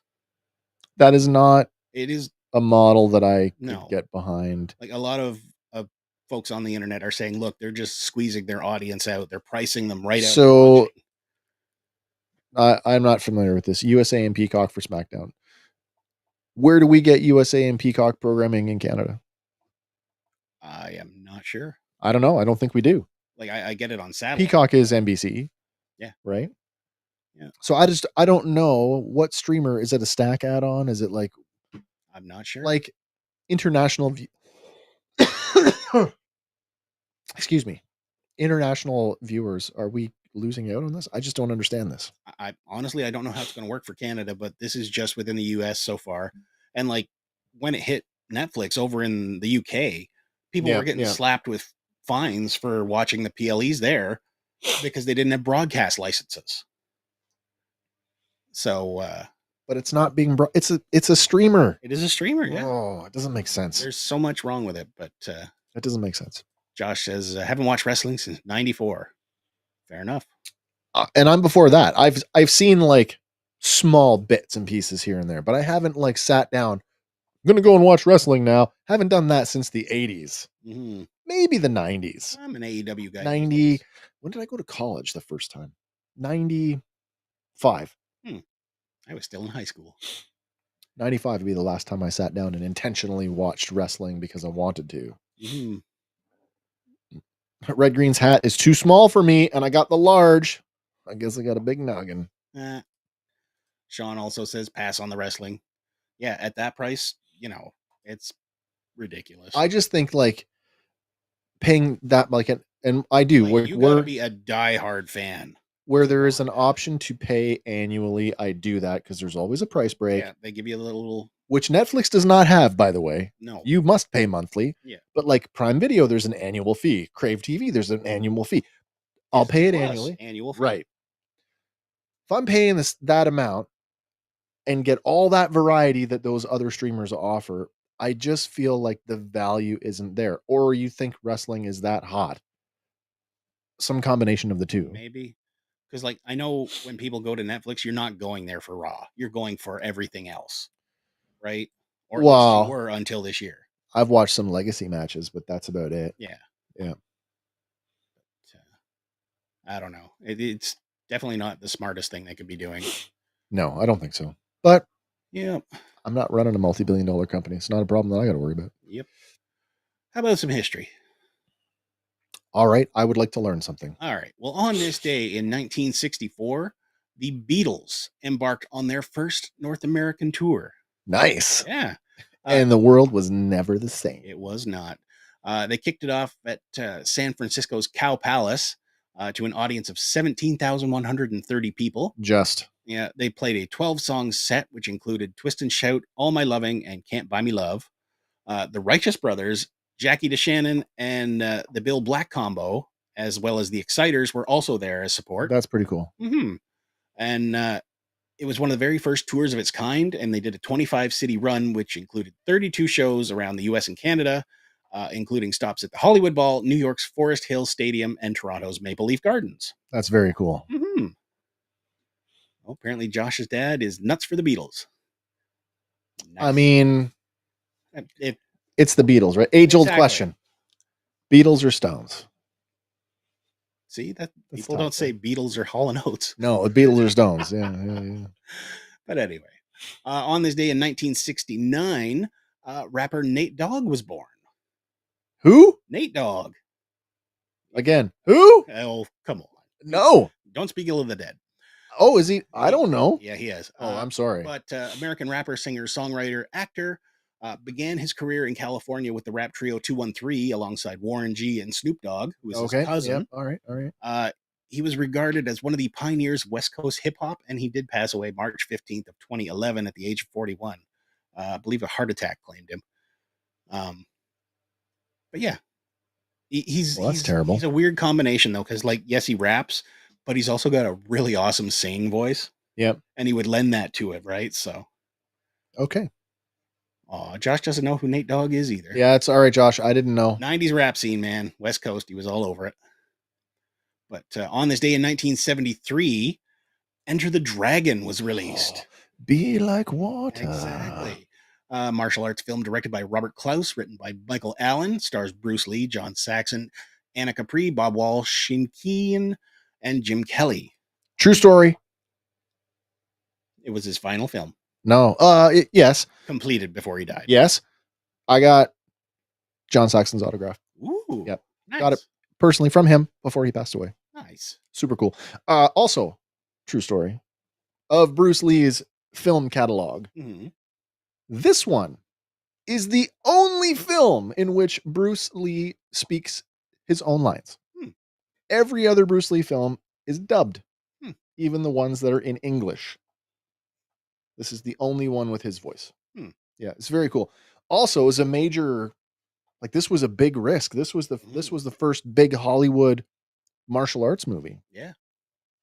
Yeah, but it was estimated to have grossed over 400 million worldwide, equivalent to an estimated 2 billion adjusted for inflation as of 2022. Yeah. Against a budget of 850,000. It's one of the best martial arts films ever made. Yeah. Also, Jackie Chan appears in it as a low level minion. Yeah. And man, I love this movie. Have you seen? You've seen it. I've seen it. Yeah. Who hasn't seen this? Exactly. This next one you might not have, though, but in Oh. 2018, The Last Sharknado. You're right. I It's never saw About that one. Time first All aired. right. Another Ian Ziering masterpiece. Yep. Made for television. It is the 6th and final installment in the Sharknado series, directed by Anthony C. Ferranti, who I believe might be interviewed in that Jaws Goes to the Bahamas. No. Yeah. Why would they want to interview that guy? Because it's fun. Of But course, of stars course. Ian Ziering, Tara Reid, and Cassie Serbo, Serbo. Yeah, all right. reprising their roles from the previous installments. But this is the weirdest one because Finn and the gang use time travel in order to go back and prevent Sharknadoes from ever happening. Oh. So it's weird because at the end of 5, Dolph Lundgren shows up as his son from the future. It's like, get in the car, Dad. So this is the last one. So this basically took the Fast formula and just went with it. Yep. We'll just ramp this 100%. shit up every other movie. Yep. There we go. 3-6 Mafia members, Kingpin, Skinny Pimp, and Project Pat came into our shop, and I had no idea who they were. My coworkers were going nuts, and I was like, "Who?" I thought you were just printing more lyrics. I didn't even know what that was. Oh no. This is more song lyrics right there. I kept calling Kingpin Skinny Pimp King Penguin for some reason. I'm glad he didn't punch me for that. I just couldn't get it. Finally, he just said, "Call me Pimp," so I got it right. There you go. Okay. That's pretty cool. But yeah, that is your history for this week. All right, man. That was good. So The Boys is getting a prequel series. It's called I knew this Voight was happening. Rising. Vought. But we have some super suit reveals coming this week. Amazon Prime Video did reveal the first look at their costumes. We've got Jensen Ackles as Soldier Boy, Mason Dye as Bomb Sight, Will Hockman as Torpedo, and Elizabeth Posey as Private Angel. I mean, I'm getting a 40s or 50s. 40s vibe, yeah. Yeah. 40s. Heavily in that area, but I like seeing Jensen Ackles there. Supernatural fan, right? Well, he's in The Boys. Yeah. Yeah. Not wearing that costume, I'll tell you that. This is his earlier work. So Yeah. Sharknado. Those films took the country by storm and put that damn asylum on the map. Nice. Oh, and apparently Pimp was super cool and nice. Excellent. But this is going to be a twisted murder mystery about the origins of Vought in the 50s. Oh, well, there you go. Early 50s. exploits of Soldier Boy and the diabolical maneuvers of a soup known to fans as Stormfront, who was going by the name Clara Vought. And this is from... Stormfront. She's also in The Boys. Yeah. Yeah. But, Eric Kripke and Paul Grelog. Mm-hmm. That's a quote from them.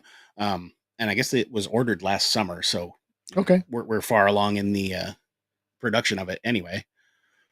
So that's cool. Well, The Boys is wrapping up. Like this season that's coming up is the final season. Yeah. But remember when they launched Gen V? Yeah. They were talking about they're going to go Gen V, The Boys, Gen V, The Boys. Flip flop it. Yeah. Well, now we've only gotten something else to we've only got one season of Gen V. Yeah. And now The Boys is wrapping up. So we do have another season of Gen V coming up, and now this. So maybe it'll is this just gonna flip between Gen V and this for as many seasons as it can go? I don't know. Yeah, it says that looks cool. It does look cool. I dig it. Ooh, that's another one. Flipped out when Shinedown Mike Myers came in. He got me the band's autograph picture. That's a great story. I do like the Shinedown. They are pretty damn good. And speaking of good, so are these guys. But the end is near. Dave Mustaine has announced It Takes a Mortal Man. Yeah, their final album and a farewell tour. If you have not seen the announcement, we did link to it in the show notes. But he did say, "Don't be mad, don't be sad. Come celebrate with me these next few years." So, few years. So it's going to be like Kiss. They're on the farewell tour forever. Yeah. Yeah. But he is quoted as saying, "There's so many musicians that have come in to the end of their career, whether accidental or intentional. Most of them don't get to go out on their own terms on top, and that's where I'm at in my life right now. I've traveled the world, made millions upon millions of fans, and the hardest part of all this is saying goodbye to them." So continues on. I can't appreciate what it would feel like to go through that, having that connection. And you hear it all the time from artists who are stage performers, that there's a relationship between the artist and the audience. Yeah. And like when you are a touring band, I have to imagine that is a big part of who you are. Yeah. And so in that sense, I can appreciate what it's like making a life change where suddenly you're not doing the thing that you've been doing for the Right. last 40, 50 years. right. But further quote says, we've made a lot of friends over the years, and I hope to see you all on our global farewell tour. Don't be mad. Don't be sad. Be happy for us all. Come celebrate with me these next few years. We have done something together that's truly wonderful and will probably never happen again. I love you all for it. Oh, very cool. Thank you for everything. So, you know, the video announcement, it is by Vic Rattlehead. So Yeah. it's kind of neat. He sets on fire and then reveals cool. the new album cover. But I think that's cool. oh, Jesus. Apparently Josh works at a celebrity farm. Al Green came in too. Had no clue who he was. Co-workers are tease me relentlessly for not knowing who anyone is. Aw. This next one, though. This one has been popping up all over my newsfeed the last 3 days. Apparently, 3i/Atlas, as it's been dubbed, Yep. is speeding towards our inner solar system at 135,000 miles per hour. It's estimated to be 20 to 24 kilometers wide, and it's going to pass close to us or at us between November 21st and December 5th of this year. So I believe there's only 113 days left to go till it gets here. Okay. But Are we launching a missile at this? I don't know what we're doing yet. What are we doing with this one? Well, apparently,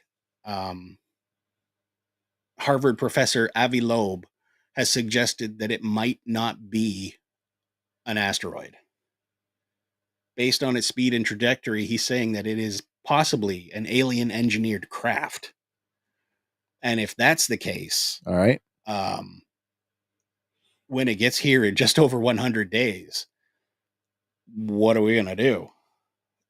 So why the speculation that this could be like, what evidence is there to support this theory that it's something other than a comet or other piece of space debris? Well, he is warning that the object's unusual trajectory could make it an ideal platform for deploying probes into habitable zones, raising the question, what makes the trajectory unusual? Well, it's not hitting anything. It's just barreling right through the universe. The universe is infinitely big. Yes. And so I'm not a physicist. I'm not an astrophysicist. I can't conceive of a lot of the things that these guys do. Only on weekends. But it's space, man. It's space. Stuff flying through space. We're flying through space. True. I don't know. Maybe because it's not, on an orbital path of some kind. It could be. Maybe that's the issue. It was discovered by the Asteroid Terrestrial Impact Last Alert System, ATLAS, on July 1st of this year. And they say it's not a threat to us, but it is expected to reach its closest point to the sun around October 30th of this year. All right. Oh, around Halloween. 1.4 astronomical units. Just in time for Halloween. Exactly. But, I mean, I know it's kind of jokey, but everybody's like, oh, Earth is in its last season because we're a cosmic reality show. If that is the case, it wouldn't be too far off to say, they're going to show up and say, smarten the fuck up. Or, hey, we own you now. Having just watched all of Resident Alien, I only have one thing to say. This is bullshit. Come on, it's coming. At some point, aliens this is will bullshit. be revealed. Oh, the galaxy is come on, man. Too big. The alien question isn't a question anymore. No, it's not a matter of if, it's when. It is definitely when. It's when. And this would be the when. No, you're right. So I'm curious to see what's going to happen, but well, maybe it'll be one of those. Hopefully it's a good thing. Hopefully it's not bad. One of those Y2K things where we all signs or Independence Day. Wake up and the sun comes up and birds are singing and it's just a regular day. But Gaz says, Oh, you want to cue up the button? He says, "Holy bleep! Aliens are coming. Aliens are coming!" Oh, Jesus. Josh has got the whole celebrity chain there. Grand Central, Josh speaking. Justin Timberlake came in with his dad. I was expecting him to be full of himself, but he was super nice and very friendly. Nice. Gaz says, has anyone ever seen Night of the Comet? I don't believe I've seen that one. Movie? I think so. No. I have not. Josh says, if we get taken over by aliens, I want Jedi powers. Only after the probe. And to stop my back pain. Oh, yeah. Oh, Sean, who used to watch Third Rock from the Sun. Third Rock, yeah. I did watch Third Rock. Actually, what's her name? One of the girls from that show is popping up somewhere else now. Yes. Who is it? Third Rock from the Sun. Let me get the cast. Well, there was what's his face and the other guy, and that girl. Jimmy what's his face and Johnny what's her nuts. No, that's not what I'm thinking of. Oh, maybe it's not. Maybe it wasn't. Maybe I'm thinking of somebody else. Okay. But this is officially designated as the third known object from outside our solar system to pass through our solar system. Okay. Oh, Josh says, I forgot about that show. The Great Talking Head, wasn't it? No, I was right. Sorry. Going back to the Third Rock. Kristen Johnston. Yeah. Is on a new sitcom on Netflix. Okay. Yeah, with Leanne Morgan. Nice. That's who it is. Gaz says, what if they're visitors like V? And they eat mice and other rodents. Or what if they're like the guys from Mars Attacks? But anyway, back closer to home here. This next one popped up on my newsfeed, and it's awesome. I have watched it. We've linked to it in the show notes if you have not seen it yet, because it only came up a couple days ago. But Ghostbusters of New Orleans, a new fan film created by American Immersion Theater Studios, is now available online. It's not bad. It's a little hokey. It's definitely fan film, but it boasts professional grade cinematography, a crew with Oscar-winning credits, elaborate sets, and custom effects. I like a good fan film as much as anybody else. And I've always, I can get behind this. The same reason I could get behind Ghostbusters, Answer the Call. Mm-hmm. Like in my head, that's a franchise. Yeah.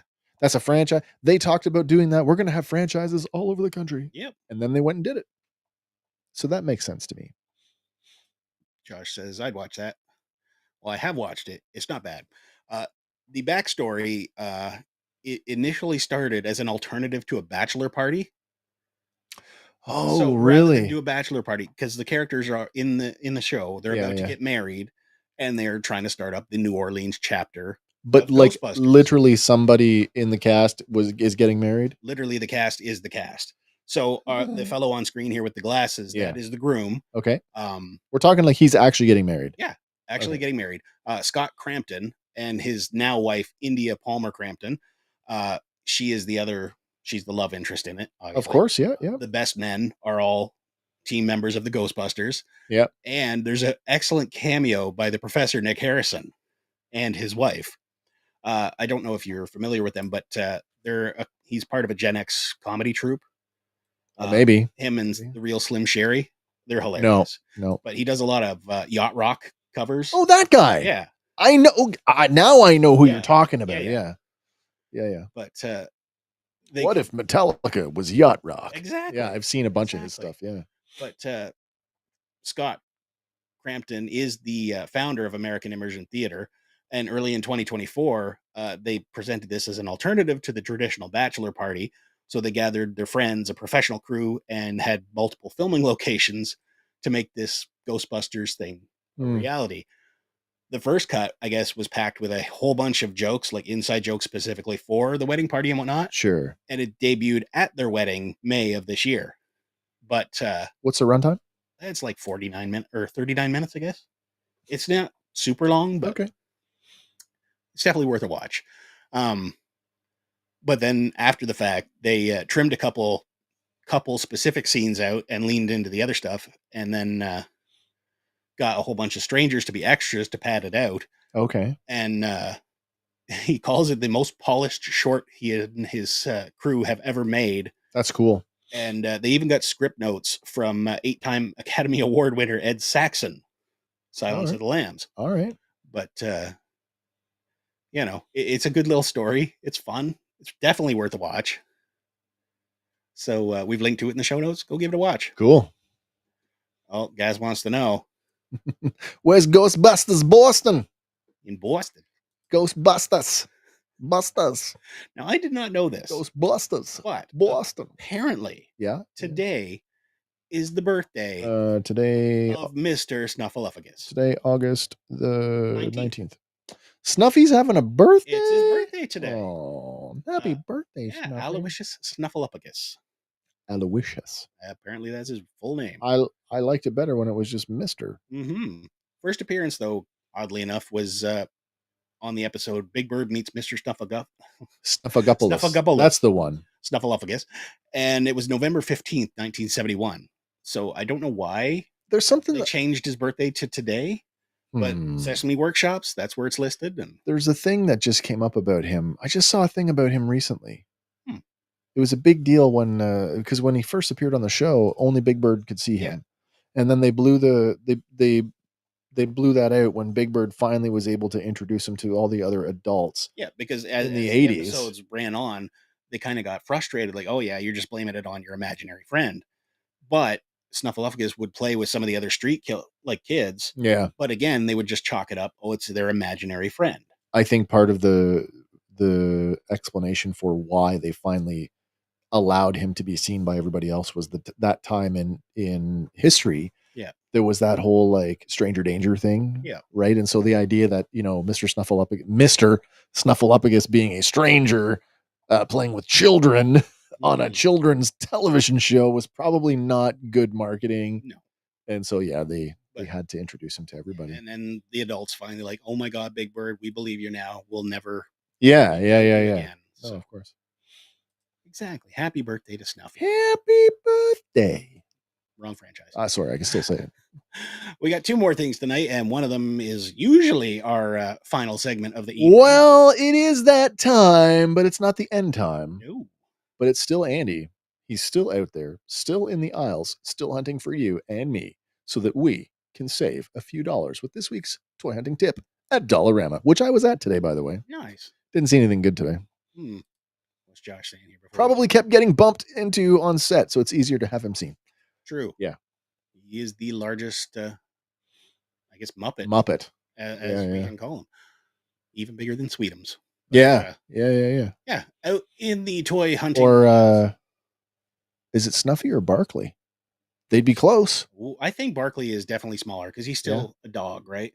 He's huge. He's huge, but he's not Snuffy huge. No, I guess so. But anyway, in the aisles of Dollarama this week, you might find a restocked batch of Hot Wheels diecast vehicles.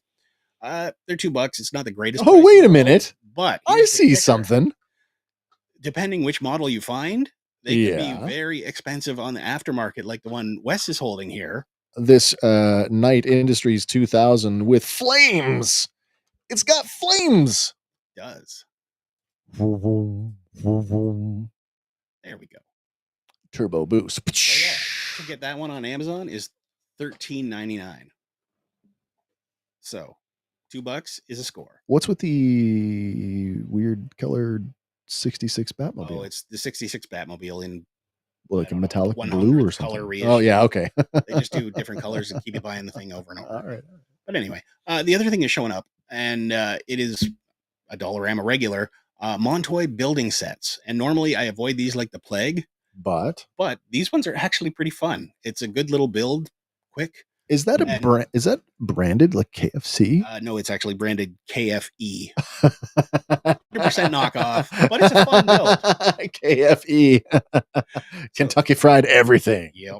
There are 4 different sets showing up at Dollarama. So if you see them and you just want to have something to kill a little afternoon, sure. Perfect thing. Josh says, if you ever find that dang light up Gundam, not a problem. Oh, can still hear that high bird. Oh, wrong. The biggest Muppet was the kaiju animal from the Muppet movie. ooh. And apparently I guess Kermit that got makes to play sense. Godzilla once. But does that count though? I mean, Animal was still Animal. He was just backed up from the screen. True. I don't know. True. Anyway, yeah, that's your toy hunting tip at Dollarama this week. But wait, There's a new one. there's more. This next one is not sourced. It is not confirmed. It is batshit crazy. Okay. But the kicker is, I've actually had this thought.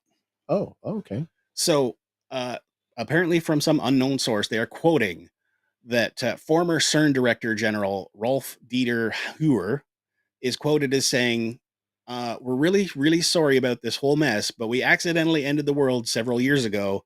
Yeah, we messed up, and we know it's probably a lot to take in, but right now, none of us technically exist." This is our What the Fandom moment of the week. Allegedly, and I've had this thought, when they turned on the super collider, the CERN super collider, All right. they smashed us into a second dimension, which is why all the Mandela effects, like the Berenstein Bears, not the fucking Berenstain Bears. It's always been Berenstain, by the way.